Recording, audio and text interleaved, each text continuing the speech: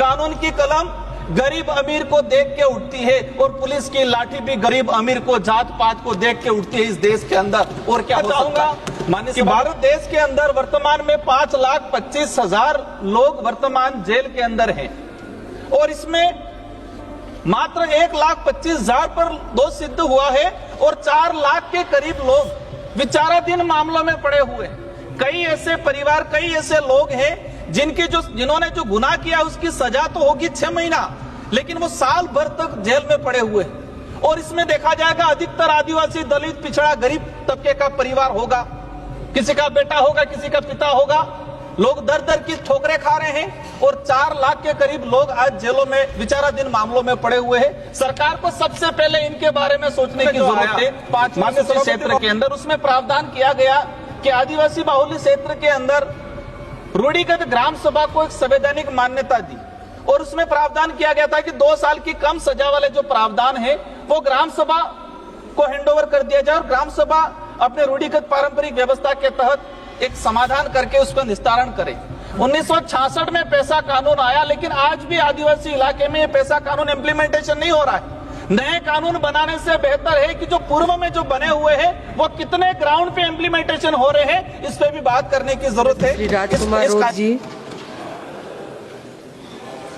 सभापति महोदय, धन्यवाद सभापति महोदय। जन विश्वास विधेयक 2026 महोदय, इस विधेयक में 23 मंत्रालयों से संबंधित 800 के करीब अपराधों को सजा के प्रावधान से निकालकर मामूली आर्थिक जुर्माना तक सीमित करने का काम किया गया है। यह बिल उद्योगपति एवं कंपनी मालिकों को गरीब मजदूरों पर अत्याचार करने की खुली छूट देने का काम करता है, क्योंकि अमीर आदमी पैसा भर देगा और गरीब आदमी पैसा नहीं भर पाएगा। ये जो बिल लाया गया है इसमें ये स्पष्ट हो रहा है कि एक ही प्रकार का अपराध है, जिसके पास पैसा है वो पैसा भर देगा तो वो अपराध से मुक्त हो जाएगा, उसको सजा नहीं होगी। और जिसके पास पैसा नहीं है उसके साथ क्या होगा? क्या वो जेल जाएगा या फिर सरकार कोई सब्सिडी की व्यवस्था करेगी? ये भी मंत्री महोदय थोड़ा बता दें हमें। महोदय, आप कह रहे हो कि लोगों की राहत के लिए कर रहे हैं। मैं बताना चाहूंगा कि भारत देश के अंदर वर्तमान में 5,25,000 लोग वर्तमान जेल के अंदर हैं और इसमें दोष सिद्ध जो हुआ है मात्र 1,25,000 पर दोष सिद्ध हुआ है और 4 लाख के करीब लोग विचाराधीन मामलों में पड़े हुए। कई ऐसे परिवार, कई ऐसे लोग हैं जिन्होंने जो गुनाह किया उसकी सजा तो होगी 6 महीना, लेकिन वो साल भर तक जेल में पड़े हुए। और इसमें देखा जाएगा अधिकतर आदिवासी, दलित, पिछड़ा, गरीब तबके का परिवार होगा, किसी का बेटा होगा, किसी का पिता होगा।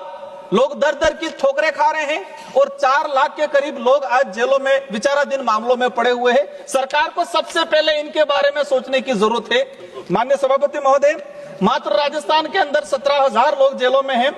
इसमें अमीर आदमी तो मर्डर कर देगा और बाहर आ जाता है। कई हमने देखे देश में कि करोड़ों रुपया लूट के लोग विदेश चले जाते हैं और एक बेचारा मामूली सा व्यक्ति अगर कोई पेट भरने के लिए कुछ छोटा मोटा कहीं हो गया है, गलती हुई है, तो वो जेलों के अंदर सड़ रहा है। सभापति महोदय, आज हमने देखा है कि पिछली बार पैसा कानून 1966 में जो आया 5वीं अनुसूचित क्षेत्र के अंदर, उसमें प्रावधान किया गया कि आदिवासी बाहुल्य क्षेत्र के अंदर रूढ़िगत ग्राम सभा को एक संवैधानिक मान्यता दी और उसमें प्रावधान किया गया था कि 2 साल की कम सजा वाले जो प्रावधान है वो ग्राम सभा को हैंडओवर कर दिया जाए और ग्राम सभा अपने रूढ़िगत पारंपरिक व्यवस्था के तहत एक समाधान करके उसका निस्तारण करे। 1966 में पैसा कानून आया, लेकिन आज भी आदिवासी इलाके में ये पैसा कानून इम्प्लीमेंटेशन नहीं हो रहा है। नए कानून बनाने से बेहतर है कि जो पूर्व में जो बने हुए हैं वो कितने ग्राउंड पे इम्प्लीमेंटेशन हो रहे हैं, इस पे भी बात करने की जरूरत है। इस विधेयक में हमने पढ़ा कि कोई ट्रेलर से एक्सीडेंट कर लेगा और 10,000 रुपया जुर्माना भर दिया और छूट जाएगा। इस विधेयक में आप न्याय व्यवस्था को ही खत्म करने का काम कर रहे हो।